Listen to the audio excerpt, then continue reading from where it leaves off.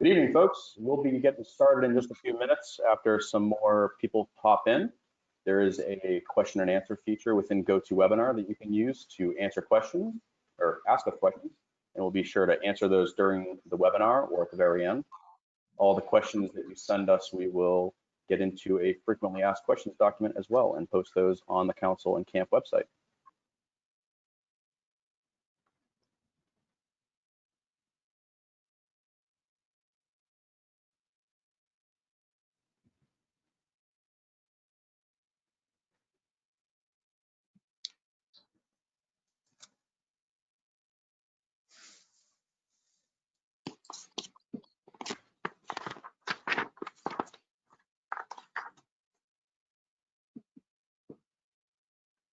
Like me to start, Andy?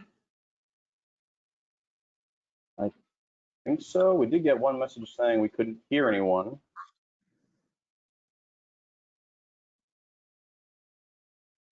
We have folks saying they can't hear. One person. Sounds good here. I can hear you fine. Let's say a couple of people. If Thank you to someone who just let us know that. We are going to be recording the webinar and sharing it afterwards. That's a lot of people. Thank you, folks. All right, Todd, go ahead and kick us off. Great. Well, just want to go ahead and start off this presentation by noting that there was a lot of work that went into our decision-making process, as well as creating this new program that we're talking about for our summer. This was a hard decision, but I can let you know from the standpoint of being involved intimately in most of these conversations that the goal was very much in line with our scouting values. We were looking to the best of our ability to find a way to have our scouts experience the outdoors and camping, and that is exactly what we went through. We wanted to get more information to make the best possible decision that was also safe for our scouts. Unfortunately, the state and CDC and others did not completely cooperate with that, so we did go ahead and create a time to make a final decision. Therefore, just wanted to, as I said, kick off, and after saying that, there's a bunch of board members, a bunch of people that handed in surveys, a bunch of people that got phone calls. All of your input and all that involvement was able to get us to this last place. What I would like to do is also thank the people on this call. Dan, Andy, Will put a lot of time into finding an alternative program. Jeff also put quite a bit of time into making that program work for our entire council and coming up with some solutions outside of a regular summer camp experience. So hopefully everybody can understand where we came to. I'm excited about the summer. I'm disappointed it won't be like the other summers we had, but at the end of the day, I think we were both responsible for safety of our youth by making this decision, as well as finding the best possible opportunity to get them in the outdoors that we could. Thank you, guys.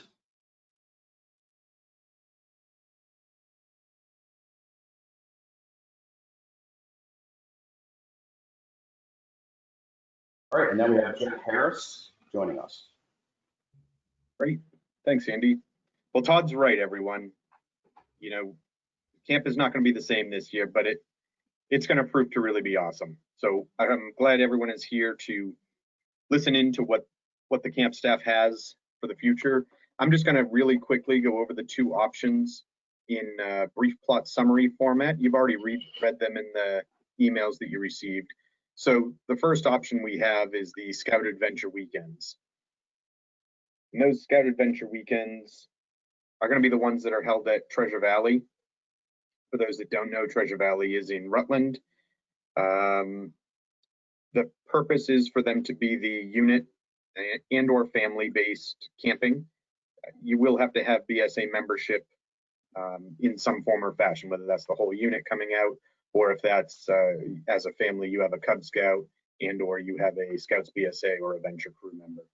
Someone will have to be part of the BSA for that to happen. The plan is for that to take place once phase 3 in Massachusetts starts. The expectation is that phase 3 will start towards the end of June, giving ourselves a little bit of leeway. We're looking towards closer to the weekend of July 11th. As you can see in this picture, this is a couple of quick shots of typical Treasure Valley campsite. And for anyone that hasn't been there, they all have hard roof shelters with picnic tables under them. They do each have a restroom. They have a campfire ring. There is space for tents, and half barrels are available upon request through the ranger. Campers for this program are going to actually provide their own gear, and that's cooking gear as well as sleeping gear, meaning tents. You're going to provide your own food, and you're going to provide the scheduling of your activities. So you're going to be the ones responsible for if you want to go hiking, biking, fishing, different things like that. We are expecting to be able to add program options like shooting sports or aquatics. The campsite rentals are going to be $50, and that's going to be in a 1 unit per site, and a unit being a crew, a troop, or a family unit. And some of this stuff will change potentially as regulations change, but for right now, that's the direction that we're going. There will likely be an upcharge for additional programming, and some of those options could include program supplies for, say, shooting sports, or potentially lifeguards and such for any aquatics things that we're able to run. So those are on the horizon. The second option that we have is the Condensed Residence Camp, and that one is going to be held at Camp Winoxet in Dublin, New Hampshire. We will run 4 weeks, beginning the week of July 12th. We expect to run 2 sessions per week for a total of 8 sessions. And I'm going to introduce Dan Megan, who is going to give a deeper dive into some of the logistics, program, and more. Danny? All right, thank you, Jeff and Todd, for the warm introduction. So this summer is very different, and we wanted to camp. And so about 4 weeks ago, we started thinking about how we could camp safely at either one of the 2 camps in the heart of New England Council. And we came up with a model where we arrive at camp on Sunday from 12 to 2, and check-in will be pretty intense. We'll go through the nurse, and we'll talk more about the process. But you arrive between 12 and 2, and we get you into camp. And we don't run all down the waterfront to do our swim checks. We'll do those throughout the first 18 hours that you're at camp. But we'll have program Sunday afternoon. So we'll get right into some program later in the afternoon. We'll have dinner, and we'll talk more about how meals will be served through our professional food service and the protocol that we'll put in place to make that safe.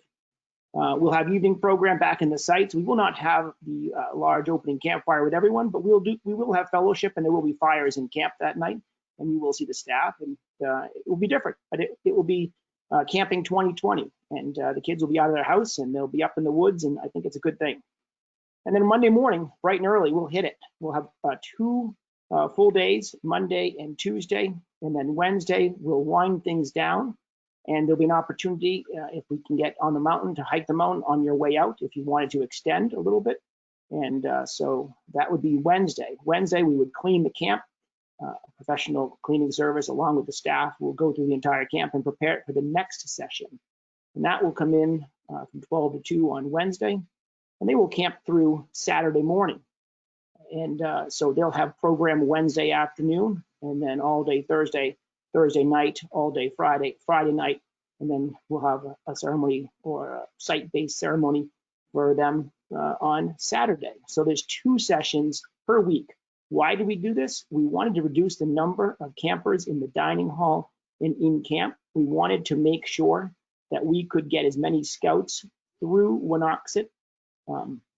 We had 7 weeks, and we, before COVID, had a very full camp. And we wanted to make sure that those 7 weeks, if we brought it down to 4 weeks, we didn't want to just shave off 3 weeks and say we don't have space for you. We wanted to provide everyone an opportunity to come to camp, but we also wanted to reduce the number in camp by about 50%. And so that's the condensed resident camp. I don't love the term condensed. We'll use it a little bit more, but we won't hear it much more after this meeting, I don't think. We might change up the marketing on that a little bit, but it's 3 days of camping and fellowship on the Thorndike. And a little bit about cohort camping. You will hear this term. This term is used by the state of New Hampshire Health Department and the CDC.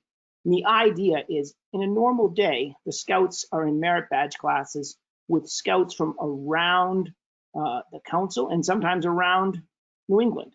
In this model, the troop, my son is in Troop 1 Islington. That's in Massachusetts, and they're scheduled to come to camp this summer. So my son is, his troop is going to bring 18 youth. And so they're going to have 3 to 4 adults for their 18. And so they'll have 2 groups of 9. So 2 cohorts, or 2 groups within the cohort. And they'll have an adult in each group, preferably 2 in each group of 10 to 12. And those adults will facilitate the moving around of camp and to make sure that we're following the guidelines. So instead of mixing up with all the other scouts, you will go to a troop shoot or a cohort shoot. You will climb the tower as a cohort.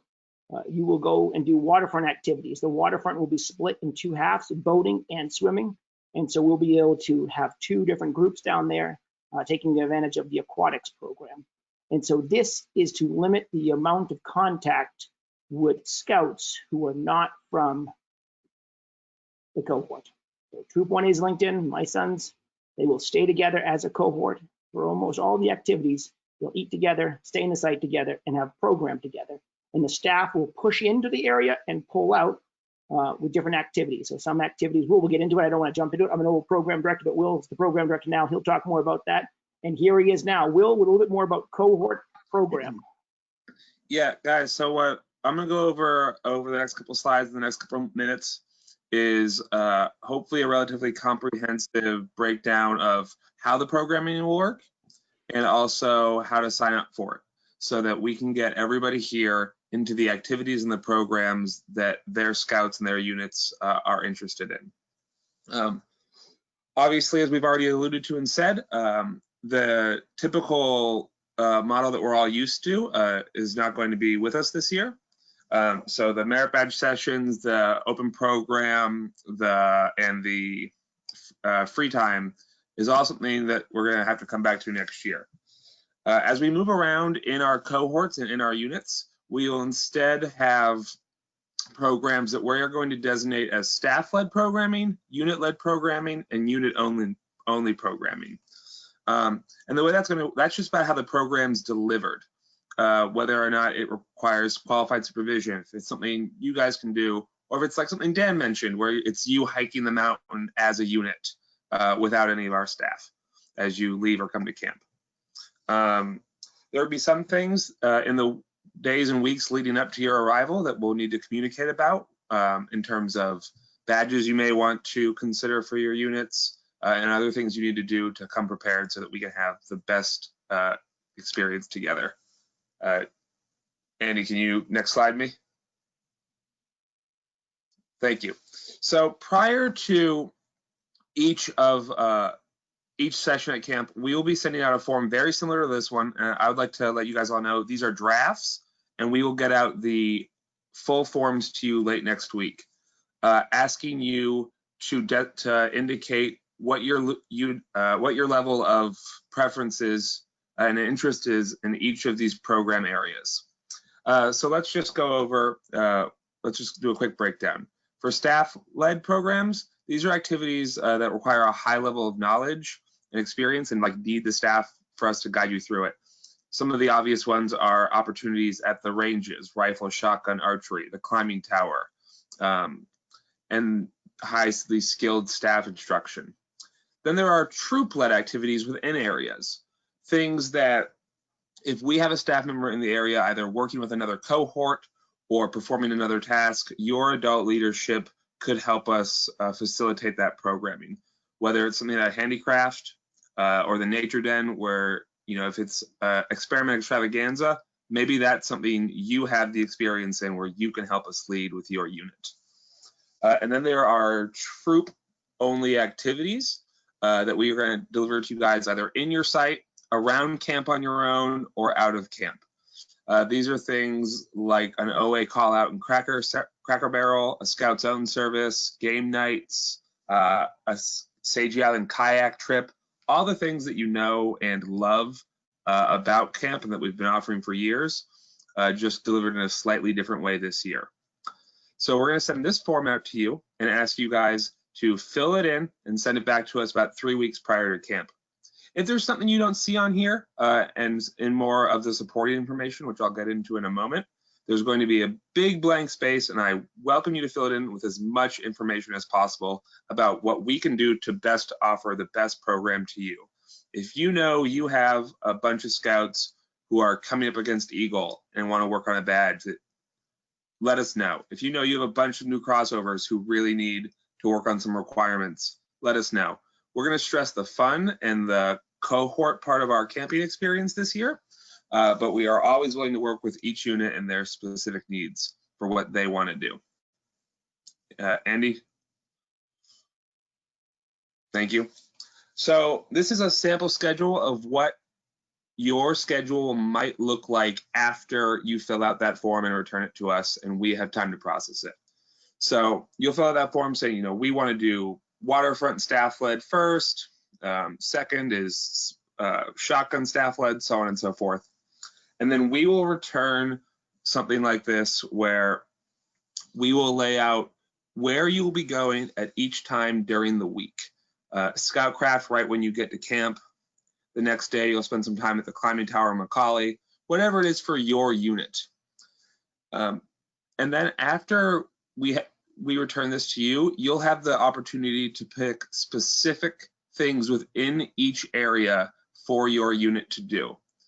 The commodity we're dealing with right now is time and making sure that we can get everybody to every area they want to go to as much as possible.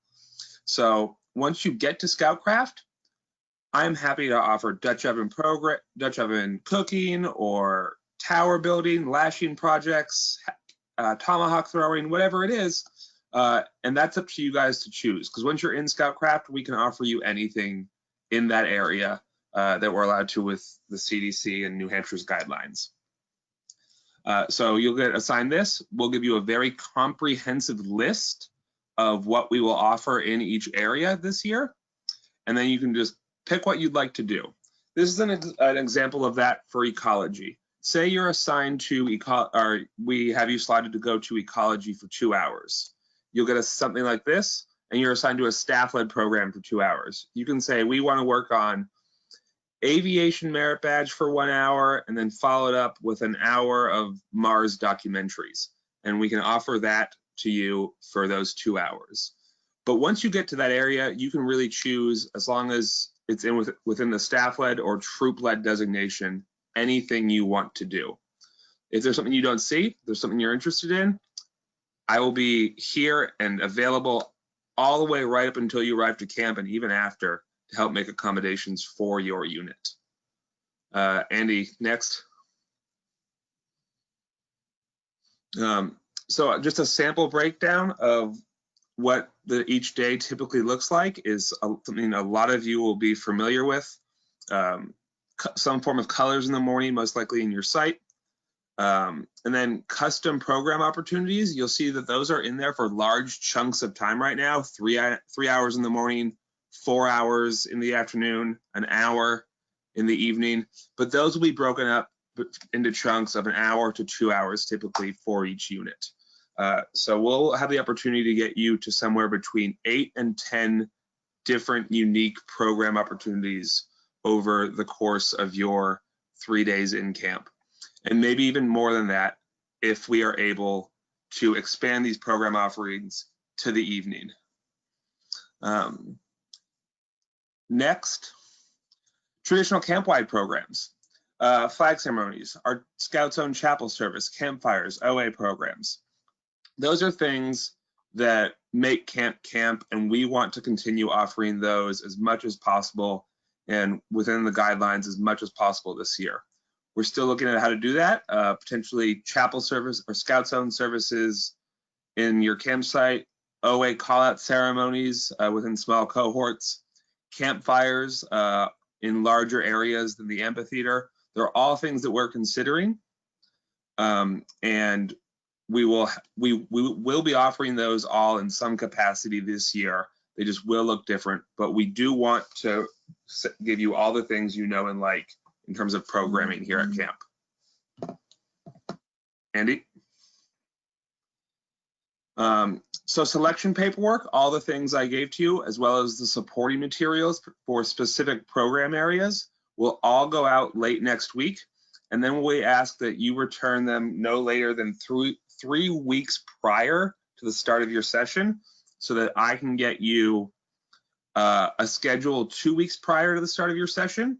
You can select specific programs by 1 week prior, and then we can prepare for you in that week, getting more things for handicraft if we're using consumables, making sure we have the right things in the nature den, all of that stuff, so that when you get to camp, we can hit the ground running. But once again, as always, feel free to make comments, email me, say, hey, we want to change for this, whatever it is, and we will try to make those accommodations as we always do.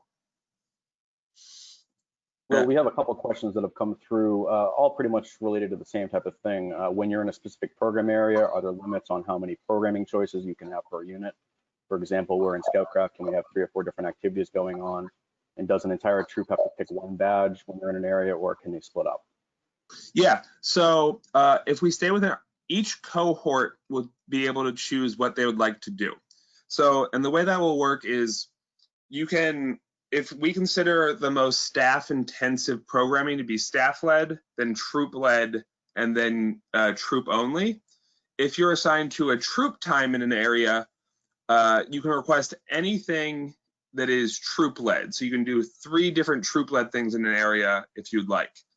But if you're assigned to staff led, you can choose staff led or troop led. Is that clear? Is that not clear? Great. We will limit the number of people in each area, so it's not unlikely that for Scoutcraft, if there's 2 units of 8, we can maintain proper social distancing within Scoutcraft. But if there's 1 unit of 30, they will most likely be the only people in that area.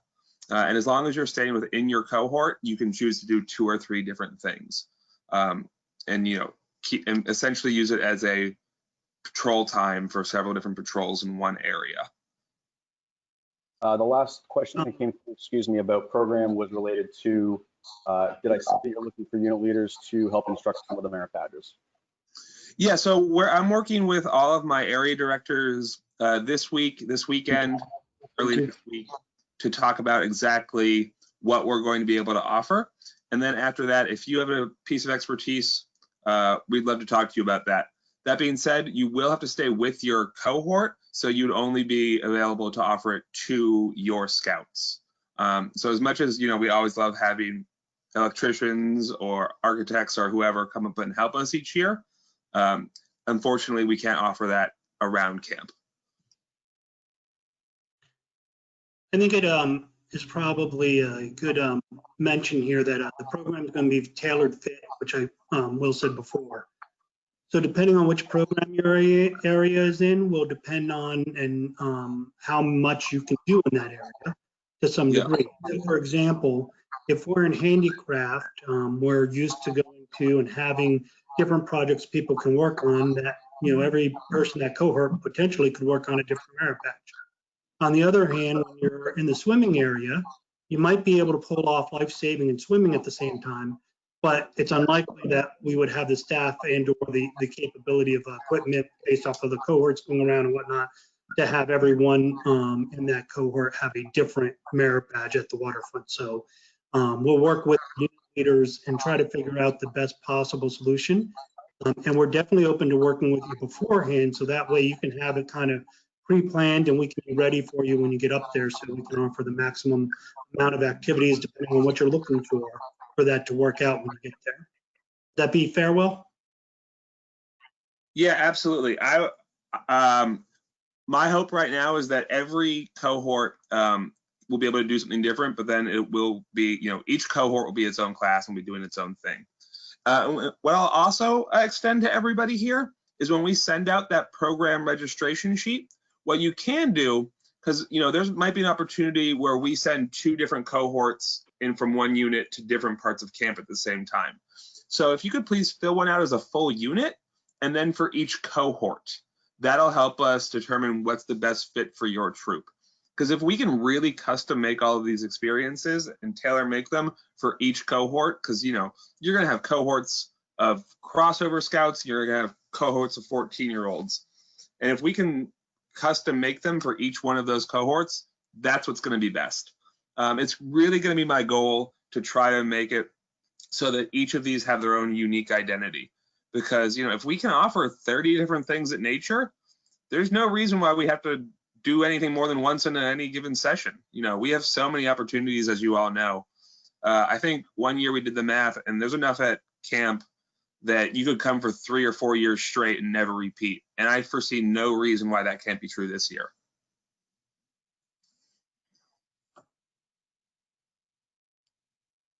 Next. Okay, I'm going to be covering a couple of most of the questions that have been coming through: price, dates, registration, stuff like that. Again, we'll be sending out this slide deck to everybody after the fact. I'm going to mute you real quick, Danny. All right. Sessions, we have 8 sessions total, and they are going to be, like Danny was talking about earlier, Sunday to Wednesday, Wednesday to Saturday. We have our full staff setup week, and staff is going to be doing some additional training ahead of time, mostly around COVID mitigation and best practices with sanitizing. For camper fees, a couple questions have come through regarding what the camper fee is. The budget is still being finalized and is being presented to our council's budget committee early next week. We're firming up some new expenses related to 2020, specifically the sanitizing and some other materials that we're going to have to be buying. This budget is a break-even budget. The goal that, as Todd mentioned earlier, is to get scouts back outside and enjoying the scouting program. We anticipate that the cost for this half session program is going to be somewhere in the range of $240 to $250 per scout. There are no costs for adult leaders. As Danny mentioned earlier, with adult leaders bringing the cohorts around and actively being part of this plan to get scouts outside safely, we're not going to be charging as part of that. So some of the timeline, and again, we'll be documenting all this and getting it out to you. It's a lot. Commitments for sessions open up starting on Friday, so tomorrow. Units are going to be submitting one request for their first, second, and third choice of session. We will make every accommodation to try to get you your first choice. It is going to be based on camp size. Danny will cover that in a little bit. The commitment window is going to be closing June 22nd for all Heart of New England units, as well as any existing customers for either of the 2 camps. Within 10 days of giving us your session commitment, and we'll let you know, what session you end up with, if there are any changes besides the first one. Within 10 days, we ask that you try to start making some sort of financial commitment. We have a lot of units that are contacting us looking for space within camp, and we'd like to try to make sure that units are committing to that session and not just saying they're going to be coming and then unfortunately not being able to come. Units can use any of the money they already have on file. So if you're a Heart of New England unit, you can use your unit account that you have on at the council office. You can also use any of the money that was prepaid for early bird earlier in the month. You can always add to your commitment for your unit up until 16 days before the session begins. And that's really when things start rolling. Your unit roster for both your youth and your adults needs to be submitted electronically no later than 16 days before your session begins. We will be sharing you a new roster with some additional questions. And one of those is going to include an email address for everyone who's going to camp. We're going to be sending information to scouts and their parents, as well as all unit leaders, to do some pre-camp training. And that is going to include monitoring, self-monitoring ahead of time, and taking temperature before camp to be in line with some of the guidelines that we're getting from the state. That will be sent directly to parents, but it will also be sent to unit leaders. Medical forms, we're not going to have our traditional pre-camp meeting up at Wonoxet. We're going to be asking you to be mailing in your medical forms, put them in the mail 14 days. We recognize that there'll be some transit time, and if you need to fax us a form or two, that's okay. You're going to send those directly to camp, and the camp nurse is going to review them and be in contact with you to let you know if there's any questions or anything like that. Check-in is also going to be done through the Council Service Center ahead of time. You're going to be coordinating with Kelly Stickney and myself to make sure that everything is buttoned up financially with your unit leader, and try to get that all done at the same time that you submit your roster. And then instead of that traditional pre-camp leaders meeting, we'll be having a webinar similar to this for all adult leaders for the entire summer, sometime during our staff setup week, which will be July 6th through 10th. One of the other business changes is a couple additions to our refund policy. Our existing refund policy still applies, and anybody who had already paid and that was fully refundable. But at this point, anything new that's coming in, we have a couple additions. So if you do have a scout or an adult leader who starts to show symptoms based on the checklist during that 14-day pre-check period before they come to camp, we don't want them coming to camp for obvious reasons. So that will be 100% refund. If camp closes, if for any reason infection rates go up or hospitalization rates go up, anything like that, or the governor says simply resident camp isn't going to be running this year, that will be 100% refund. If a scout or an adult or anybody is sent home because they're sick, or because they're in a cohort and there is someone else who starts showing symptoms, they will be prorated based on the number of meals that they're served. If you overcommit with your unit and you say, okay, we're going to send 10 people, we're going to pay for 10 people, and you end up only being able to send 5, that's going to be from here on out a 0% refund. Up until this point, Todd made a great point a couple days ago in one of our staff meetings that up until this point we've kind of assumed a lot of the risk. We have a pretty good plan. We have a lot more slides to go through. I see all the questions coming through. At this point, we have to say if you start overcommitting because we have so limited number of people in camp based on our capacity, it'll be a 0% refund. Camperships are still open. So many units and their families have already received campership notifications, and that application is still open. The campership committee is going to be reviewing any applications that come through. Because of the change of price, the campership committee is going to be checking out and reviewing the costs that were sent out for the camperships, and we'll be in touch with all unit leaders before we actually get to camp. Have there been any questions, Todd, that have come through that we need to answer?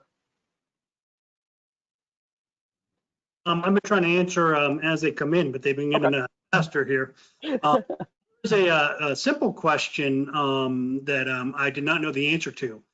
Do both sessions get to hike the mountain on Wednesday?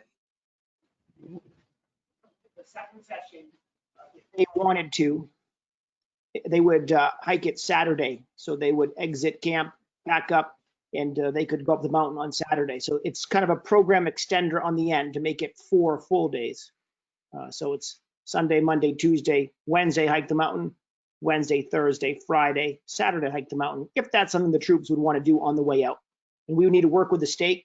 We've spoken to the state. Andrew hiked it last week, and Gilson Pond currently is closed, but you can hike the mountain with reservations, and we can assist with that. You better mute me. Questions on health forms. Andy, do we ever have that answered and added to this? We have a couple slides later on about health forms. We'll go into detail about that. As far as availability, I've seen that come up a few times.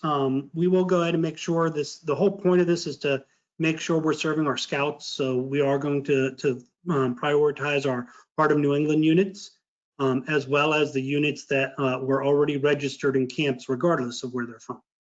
We do expect to have some room available after that, although we do believe it's limited, especially in certain weeks. So we may or may not be able to add anybody to that mix based off of how many units we have signed up. So if you are registered for Treasure Valley or Winoxet, or you're a Heart of New England unit, we believe we can get you in there and you're going to have the first priority.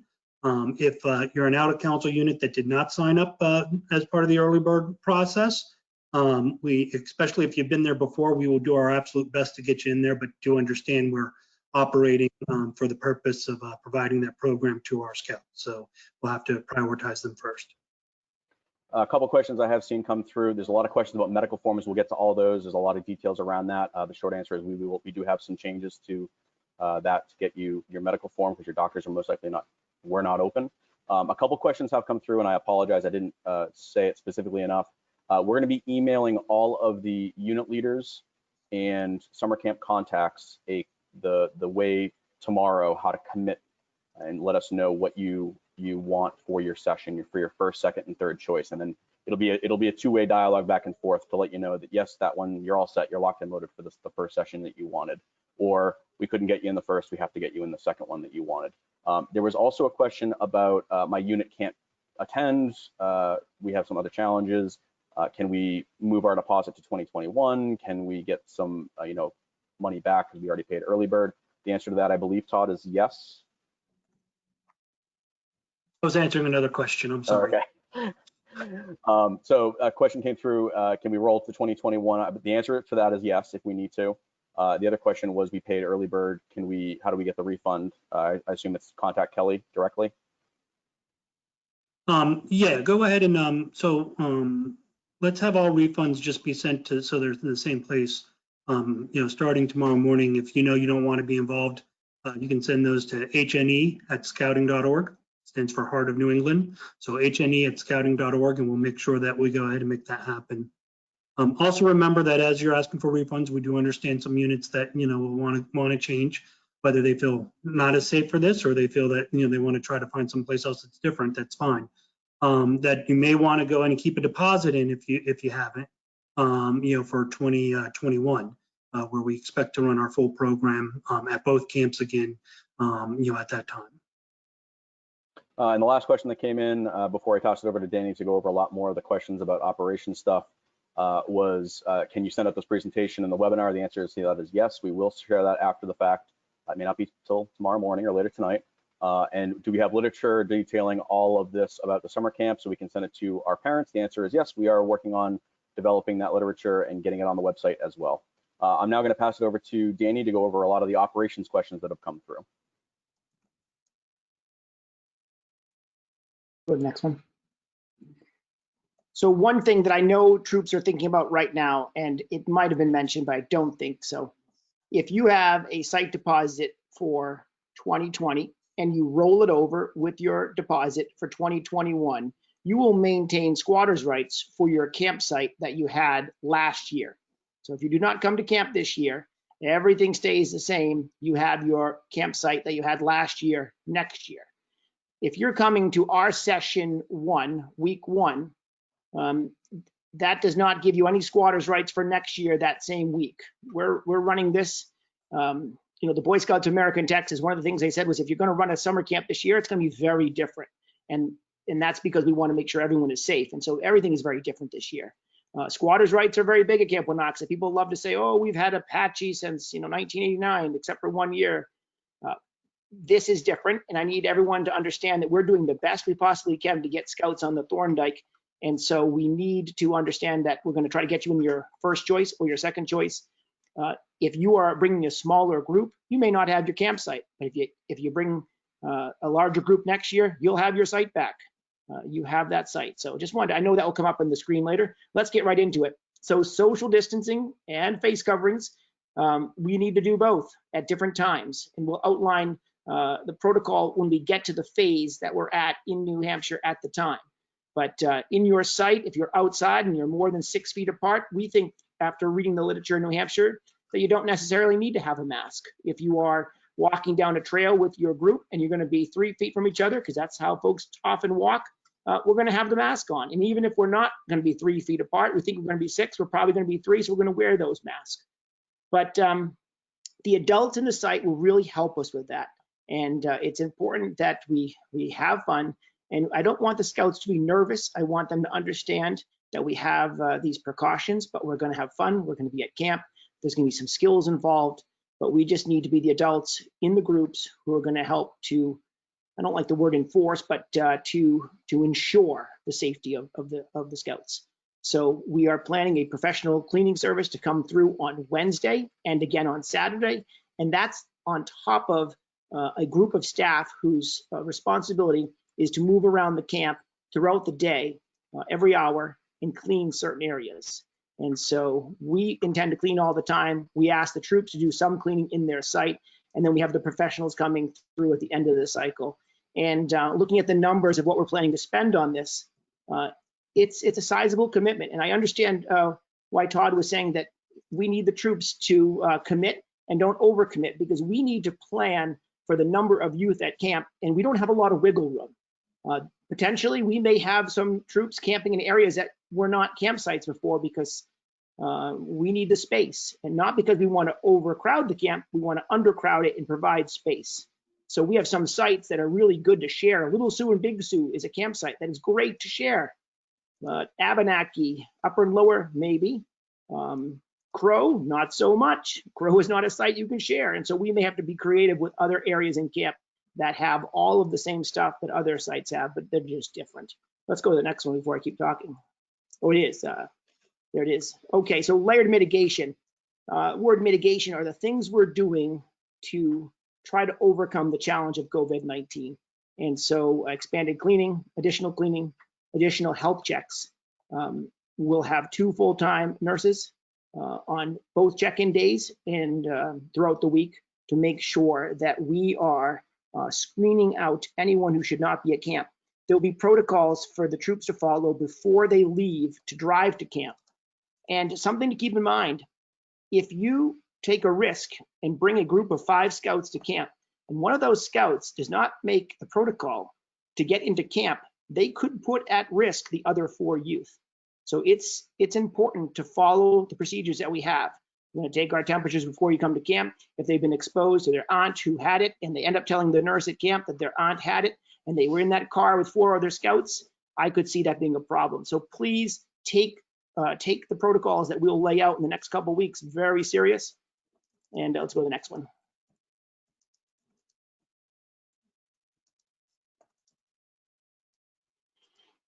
Andy, what's this one? This is just a reminder? Yep. Okay. So instead of our Wednesday pre-camp meeting, we'll have a webinar, and we'll have it recorded so that if you can't make it when we're up that day live, you can watch it. We're also working to keep a massive collection of frequently asked questions, because the questions you have right now, other adult leaders have. And we want to keep those, and we'll post those. We have started the collection, and we'll do that. Next. Andy, you want to take this one? Medical forms, you're the master. Sure. So medical forms, we mentioned earlier, we want them in camp. Get them in the mail 14 days before you come to camp. Don't come to camp and drop them off. The same process exists with, the common things that are missing in the leader's guide. It's mentioned. In New Hampshire, we do have a different immunization exemption process for any units who haven't been to a summer camp in New Hampshire, and those are outlined in the leader's guide as well as an inhaler form. The changes, though, for 2020, which will answer most of the questions that are in the queue at the moment, this guideline comes from the BSA directly. So if you have a scout, and you'll see AHMR, that's the annual health and medical record, frequently. So if you see that, that's just med form. If you have a med form and it's valid within 12 months of camp, no worry, it's just the normal, same old process. BSA has extended anybody who had a physical Part C completed after February 1st of 2019, that will be good through the end of August of this year. All we ask is that you create a new version of Parts A and B before you come to camp. So make sure that your medical history is updated, any prescriptions, anything like that. So attach the old physical, two pages, Part A and B, attach that, and you're ready to rock and roll. For those folks who who did not have a physical after February 1st, including any new members, you can use an alternative exam. So think sports physical, school physical. For many of our kids, they go to the pediatrician every single year. If you are required to have a physical for your employer, you can use that physical as well. And again, it just needs to be completed after February 1st of 2019. That'll be the Part C. You complete new Part A and B, and you attach it to the old med form. It is very important that this new policy only applies to summer camp, and we're fortunate with state laws that it does apply in New Hampshire. It only applies for this year's summer camp programs. All right, and back to Danny to answer some more questions about food. Okay, so we are working with professional food services, and they're advising us, and specifically a health and safety director is advising us in how to best serve large numbers of scouts and adults. And what I've learned a lot about in the last 72 hours is grab and go. So this is when the professional chefs package the food. So the two chefs from the food service package the food, and that is put into a compartment, and it is packed up for the troop with the number that they need.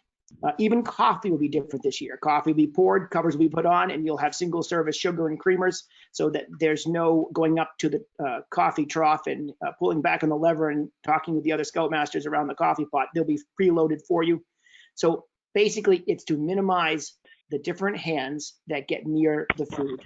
And so grab and go individually wrapped. There'll also be some possible breakfasts that are done in shifts. So maybe a 7:30 breakfast, an 8 and 8:30. And so we reduce the number dramatically that are in and around the dining hall. We can eat outside in New Hampshire. We have a 40 by 60 carport, but we also are looking to possibly being able to use part of the dining hall as we get closer to phase 2 in New Hampshire.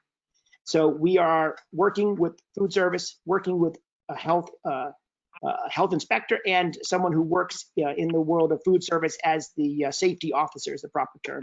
So let's go to the next. So we're looking at 15 campsites, and it's going to be quite a bit of work to make sure that we get everyone into a site that fits their individual troop. And we are working on half capacity. So last year we had a week of around 470 in camp, 460. And so we've cut that down to 215 and given us a little bit of wiggle room on the low side to make sure that we're half capacity. So this is scouts, troop leaders, and staff. I don't know if I mentioned it, our staff is 35 strong. That's down from 63 that were at Knox. We had more that went and left camp and went down to Split Rock, but really 63 to 65 at Winox. We're down to 35. This is a mostly adult staff, 17, 18, 19, and 45 for me. But it's an adult staff, and it's going to be a hard working group. And I don't want to go over program again too much, but Todd referenced a question that I was thinking about going back to Will. Basically, if your troop wants to do something, we have the staff to do it. If you need a group that needs to work on citizenship in the nation, I will be your instructor. I'll come out and stay 6 feet away, and we'll talk about the Constitution. We will bang out a bunch of requirements for citizenship in the nation. We are committed to making this work and to being in the sites with the youth and having a really good time and getting things done. So I know there's a little bit of trust that we're asking to give you because we don't have all the literature up and out. We have drafts of the literature, but we don't have it all up and out. But trust that you know what we did last year and the year before. We intend to knock your socks off program-wise. I see Will with a hand up. I'll take a breath, Will. Thank you. Yeah, I was just gonna say, I referenced that form earlier. There is that section where you can write me and let us know what you're looking for and what your unit needs. Please use it. It'll help me. The form that I made is gonna be really helpful scheduling people, but that's the part that's gonna allow me make it focused on your unit and your cohort. So please do that. Yeah, that's all I wanted to say. All right, so adult leadership, we are looking for a minimum of 2 adults. And if you have 20 youth, we're looking for really 3 to 4 adults. Well, my kids are in scouting one. Oh, love Okay. that room where the table is. Oh my God, that is so awesome. How much?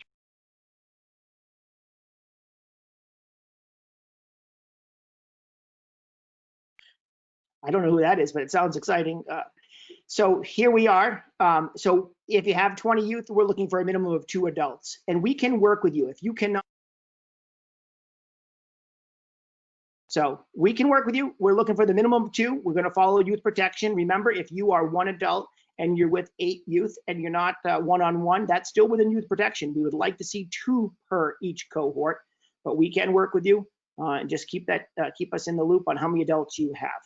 And active participants in daily camp program, the adults are very different this year. We will have a meeting at some point, but we won't be able to spend a good portion of the morning down at the boathouse talking about camp. We're going to be in camp, and I'm going to be in camp, and I'm not going to be in the ad building. We're going to be out there getting things done and facilitating an unbelievable program. So adults will be responsible to constantly talk about hand washing and the 6 feet and the mask when it's proper, and just making sure that the scouts are safe. So let's go to the next slide.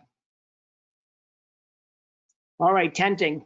So we are reading CDC and state of New Hampshire guidelines, and they're not even all out yet. So we're reading draft guidelines, and we're reading in between the lines. And so what we're seeing right now is that we think we're going to be using personal tents and 1 scout per tent.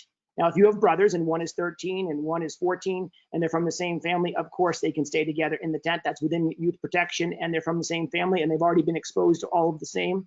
But right now we're looking at 1 scout per tent. The question was asked about the Adirondacks. Could you put 1 on either side? Yes, they're 11 feet wide, and we think we could get 2 in the Adirondack, and we can be creative. But that's where we are right now. You can put those tents on the platform, and that's on the ground. And that's why some of the sites are not conducive to tents on the ground because of the granite and the schist in New Hampshire and the roots. And so we're looking at alternative areas for comfortable sleeping. So let's go to the next one. Andrew, you want to take this one? Sure. The next couple slides. This is a standard BSA. This came off of some guidance we got. You know, we all know that the COVID-19 affects older individuals, especially, or folks who have pre-existing conditions. If you are in any of these groups, you really need to have approval from your healthcare provider before you come to camp. We would encourage that anyone who does have a pre-existing medical condition or a history that might be of concern with COVID, that they really have that conversation with their doctor and have a very recent medical form. This is a year where adults especially are an active member in the units program, and you know, we don't want 6 adults coming with 5 kids. We really want 2 adults coming with 5 kids. There will be a decision pre-event. This is a BSA form, some questions. You know, so have you or anyone in your family been exposed or sick to COVID? Have you been traveling on a cruise ship or internationally? Are you in a high-risk area? And then there's a specific flow chart with symptoms, and this will all be shared with everybody. You realize we're going kind of quick. We're trying to keep true to the 1-hour time limit. You know, and if you have any of these symptoms, you will not be allowed to come in camp. Your car will be turned around, and we'll deal with that afterwards. I'll take this as the last one before we go through any more questions. Pre-camp training. I mentioned earlier with the roster submission, we'll be sending out pre-camp training. Adult leaders will have it. It'll be covering the layered mitigation policies, some of the pre-camp preparation, their specific role in camp, as well as how the program is working. Will has done a phenomenal job over the last couple of weeks to really pull all this together, and we'll have more specific details, you know, in the coming weeks. Scouts and parents will also be getting a training module as well to cover, you know, pre-camp preparation and what that looks like, how camp this year is different than previous years. And staff as well. There was a question earlier that came through, is that what staff getting for training? The BSA, I believe, has already provided all employees with new COVID-19 training. We'll be using that along with some training materials from the state of New Hampshire and the CDC. And we're doing that before they even get into camp. That is the last slide. Are there any other questions you see, Todd, that we need to answer while we're live before we put everything into the FAQ? There does seem to be some questions regarding the cohort versus troop versus patrol, and we've used some words here that were kind of new. Maybe I'll try to give it a chance, unless Andrew, you feel like you want to. I know the 2 of us kind of went through these terminologies multiple times to get to a joint understanding of that made it easier for us to understand. But I'm going to steal your cope analogy if you don't mind. Okay. Go ahead. So you know, your patrol has, you know, 8 to 10 or 10 to 12, depending on the number of people in your troop. Youth with two adults. If you have, like Danny said, you have 15 people, we'd split that into 2 patrols, and you'd have an adult in each, depending on adult leadership. That patrol, there are no more than 4 patrols in your larger cohort. And that cohort is everyone in the same town, in the same troop. If you've ever played Cope, any Cope games, there's a game where you all interlock arms and you try to have one person from the outside get in. And that's the goal in this cohort, is your cohort would be kind of self-isolated, and anytime a staff member comes in, as an example, they're from the outside, they're not from your cohort, they would mask up, you guys would all mask up, and you'd always be socially distant as usual. Do you want to add anything to that, Todd?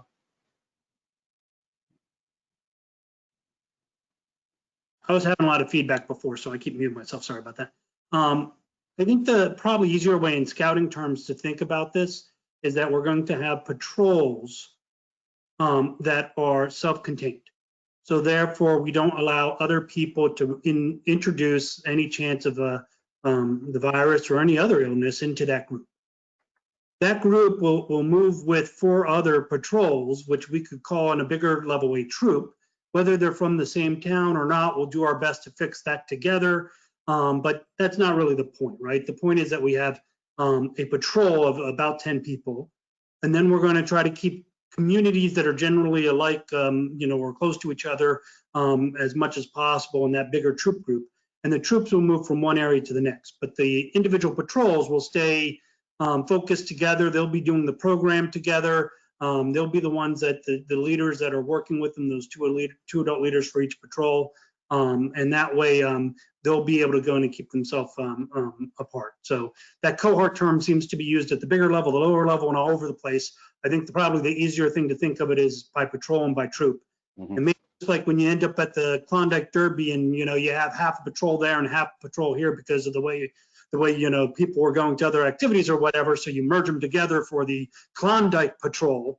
Well, that might be the same thing for summer camp here, right? We're going to have summer camp patrols, which might be just one troop if it's only 10 kids from one troop and that's all that came. Or in Danny's case, it may be 2 patrols for that one troop that came out. And then overall, we'll create a bigger camp troop that has 4 patrols in it that will move around together to organize that facility and that program in it. Did that help? I'm not sure if that made it more confusing or better. I think a lot of the other questions we've been able to get. Our troop would be under 10 scouts, 1 cohort equals 1 patrol. Did I just hear that you would group us with other cohorts? Believe we would try to keep everyone from the same town together, if that's what I recall us having a conversation about. I think it depends on, again, what we're using as cohort. So if we use patrol and troop, I think would be better off. So if your troop has 6 kids, they're kind of up with 2 adults, they would be 1 patrol by them, that would be that self-integrated group that would move around and stay together all week and go to program to program. We'd have 3 other patrols, hopefully from the same town or towns that are next to each other, that would be moving at the same time to the same activity areas, with you to make sure that we have the right number of people out there, and that if there is any interaction between those groups, we're keeping in the same community. Those troop levels, that bigger group, the group of 4 patrols, may be the way that we end up doing flags or scouts on services and things like that, because we won't be able to get together as a whole camp. So that's where that bigger group comes in. But I think the important part is to focus on that individual patrol, which will be, ideally 8 to 10 kids with 2 adults. And we would not go ahead and intermix troops into a patrol. So even if you had a smaller troop, we would keep you as a separate patrol in that case. The last couple of questions that came through are regarding, where'd it go? How are showers going to work? The thought right now is a unit would be assigned 1 stall. They'd be cleaned during the day, but that would be the stall for that unit. There's a couple other questions that we don't have the specific answers to just yet. We're still working on some of this. There's been a couple questions about Provo. There is not going to be a Provo cohort because you'll have scouts mixing from different towns. So we're not going to be having Provo this year. Anyone who did sign up for Provo, Kelly Stickney should have been in contact with you in the last couple of days about refunds for that. The questions have slowed down, which is good. I think what we'll do is we will try to We're going to capture all of these and we'll add them into our FAQ document. We'll do a little bit of work to document all the cohort and what that looks like with a model troop possibly, and put it in some program Andy? perspective. Two quick questions I think that are very relevant. I'll say them for the end. The first one is, what are the weeks again? I saw that several times. So the dates are, and now I lost them in front of me. That's okay. I can July answer that real quick. 12th. So they're going to start on July 12th. That's a Sunday. That's our first session. And the sessions run Sunday to Wednesday and then Wednesday to Saturday. And that'll continue for 4 weeks, a total of 8 sessions. And that basically ends August 8th. I believe so. I can try to go back to the slide with that. Okay. Will's giving me the thumbs up, so I think August 8th. I'm Yep. wrong, it might be the 7th, whatever the Yes, Saturday. the 8th. Yep. Okay. All The right. other thing is, how do we sign up? This sounds great. You know, how do we get in here is some of the questions. So what's the process? When's the forms coming out? Who should they contact about signing up for this if they want to? Sure. So the form will come out tomorrow morning. You will complete that. It's a simple Google form with just a couple questions, 1 per unit, please. And that will begin the two-way dialogue between Kelly Stickney, Jeff Harris, Danny, myself, about where units are going to end up in their sessions. See if I can go to a slide that has our emails on it. Yep. So any generic questions, you can email info@camponoxet.org. You can also email HNE@scouting.org, and those all go to multiple people, so we're all monitoring those. That's really how you get the process started. I see a lot of thanks coming through.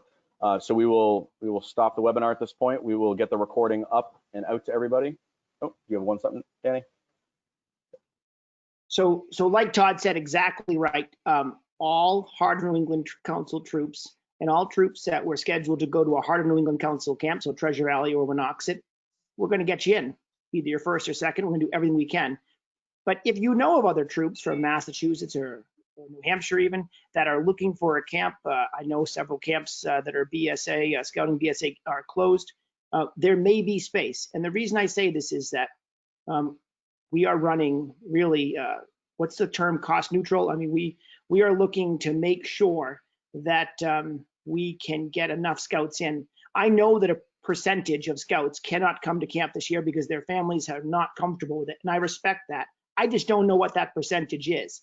And that's the stuff that keeps me up at night, because we have a budget and we need to pay staff and pay for a certain commitment that we made to run. And so if you know of a troop from Massachusetts or New Hampshire and they are looking for something like this, send them our webinar, get them to me, and we will put them in the queue after all of you. But we may be able to get a few in, and that would help us out. So thank you for your time. Thank you to Todd and Jeff and Will and Andrew. This has been great. I hope, I know we have not answered every question. I asked to put a little bit of faith in us. We will work all summer to make it happen and to get through this crazy time. But it'll be great to see you. I hope we can be on the lake and see you all at camp. And thank you very much for everyone. Andrew? Saving questions before we close this all. So I can keep talking?